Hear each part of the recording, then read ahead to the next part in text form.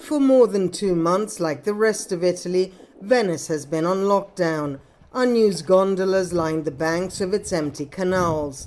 When the authorities recently started easing the closures, a nearly deserted St. Mark's Square belonged only to a handful of police officers and a few Venetian residents taking a walk.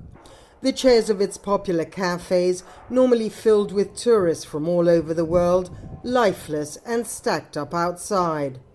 Shops like this one selling famed Murano glass and clothes stores are now reopening to the public.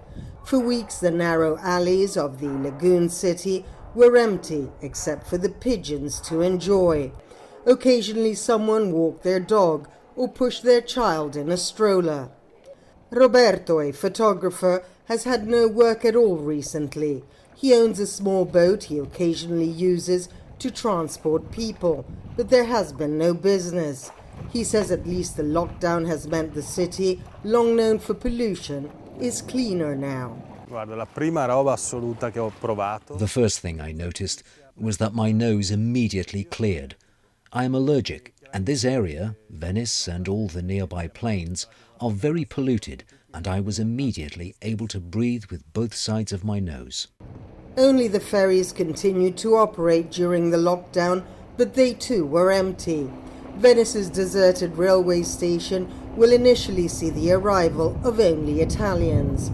Closed restaurants and hotels will be reopening, but with new distancing rules. Venetians have long complained that hordes of tourists had driven them out of their own city, but the coronavirus pandemic appears to have also changed that. Venice has always been a museum city visited by millions of tourists every year, but now people are asking themselves, when will the tourists be back? Sabina Castelfranco, VOA News, Venice.